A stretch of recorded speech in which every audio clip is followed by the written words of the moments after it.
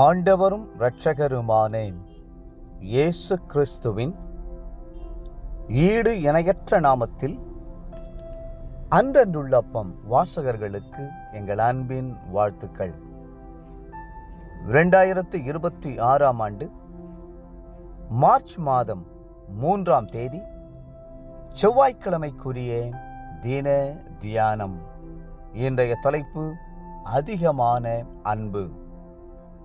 ரோமர் 5:8 சொல்கிறது, நாம் பாவிகளாய் இருக்கையில் கிறிஸ்து நமக்காக மரித்ததினாலே தேவன் நம்மேல் வைத்த தமது அன்பை விளங்க பண்ணுகிறார். எல்லா அன்பிலும் மேலான அன்பு ஒருவன் இன்னொருவனுக்காக தன் ஜீவனை கொடுப்பதுதான். அன்பினால் பணத்தையோ பொருளையோ சொத்தையோ கொடுத்து விடலாம். ஆனால் விலையேற பெற்ற உயிரையே ஒருவர் கொடுப்பாரானால் அந்த அன்புக்கு ஈடு இணையான அன்பு வேறு என்ன இருக்க முடியும்? வேதம் சொல்லுகிறது, யோவான் 15:13, ஒருவன் தன் சிநேகிதருக்காக தன் ஜீவனை கொடுக்கிற அன்பிலும் அதிகமான அன்பு ஒருவரிடத்திலும் இல்லை. இயேசு கிறிஸ்து நம்முடைய உத்தமமான சிநேகிதர். அவர் சிநேகிதனுக்காக மட்டுமல்ல, பாவிகளுக்காகவும் தன்னுடைய ஜீவனை கொடுத்தார். ஒரு மனிதன் மேல் அவனுடைய பாவத்தின் கொடூரம் எவ்வளவு அதிகமாயிருந்தாலும் அதைவிட அதிகமாய் கர்த்தருடைய அன்பு அவன் மேல் இருக்கிறது. அவரால் அன்பு கூறப்பட முடியாத கொடிய பாவி என்று ஒருவனும் இல்லை. ஆகவே பாவம் பெருகும் இடத்தில் அவரது கிருபையும் பெருகுகிறது. ஒரு முறை எங்களுடைய சிறைச்சாலை ஊழியத்திலே ஒரு முரட்டு கொலைக்காரனை சந்திக்க நேர்ந்தது. அவன் தன்னுடைய மனைவியை சந்தேகப்பட்டு கொலை செய்துவிட்டு ஜெயிலுக்கு வந்திருந்தான். கல்வாரி அன்பை அவனுக்கு விவரித்த போது அவன் கதறி அழுதான்.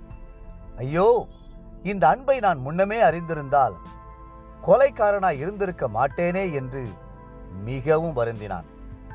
அவனிடத்தில் வேதத்தை கொடுத்த போது வேதம் முழுவதையும் தொடர்ந்து வாசித்தான். அவனுடைய இருதயத்தை 51ஆம் சங்கீதம் மிகவும் ஆழமாய் தொட்டது. தேவனுக்கு ஏற்கும் பலிகள் நொறுங்குண்ட ஆவிதான். தேவனே, நொறுங்குண்டதும் நறுங்குண்டதுமான இருதயத்தை நீர் புறக்கணியீர் என்று சொல்லி அழுது கர்த்தருடைய அன்பினால் நிரப்பப்பட்டான். 51ஆம் சங்கீதம் 17ஆம் வசனம்.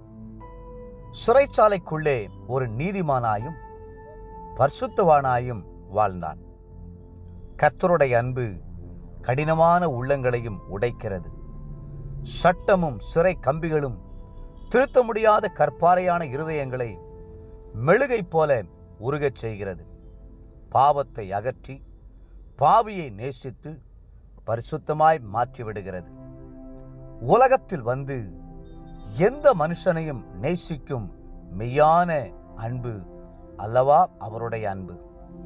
கெட்ட குமாரன் எவ்வளவு கொடிய பாவம் செய்திருந்த போதிலும் தகப்பனுடைய அன்பு தன் மகன் திரும்பி வந்தால் போதும் என்று ஆவலோடு காத்து கொண்டிருந்தது அல்லவா? தேவ பிள்ளைகளே, அதுபோல கர்த்தருடைய அன்பும் மனம் திரும்புகிற பாவியை ஆவலோடு எதிர்பார்த்து காத்திருக்கிறது. கர்த்தருடைய அன்பை அதிகமாய் தியானிப்பீர்களாக. அவருடைய அன்பின் பெருவெள்ளத்தால் நிரப்பப்படுவீர்களாக. கல்வாரி அன்பை எண்ணி எண்ணி அவரை போற்றுவீர்களாக. அவரை நேசித்து அன்பு கூறுவீர்களா? இன்றைய நினைவிற்கு வெளிப்படுத்தின விசேஷம் 1ஆம் அதிகாரம் 6ஆம் வசனம்.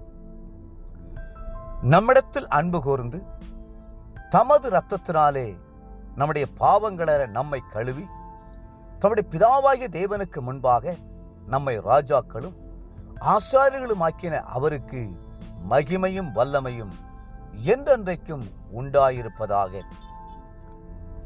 இன்றைய வேத வாசிப்பு காலை என்னாகமம் 28, 29 மற்றும் 30ஆம் அதிகாரங்கள். மாலை மார்க் 8ஆம் அதிகாரம் 22 38 வசனம் முடிய. அன்புக்குரிய அன்றனுள்ள அப்பம் வாசகர்களே, மீண்டும் உங்களை வாழ்த்துகிறோம். கல்வாரி அன்பை தினந்தோறும் தியானியுங்கள்.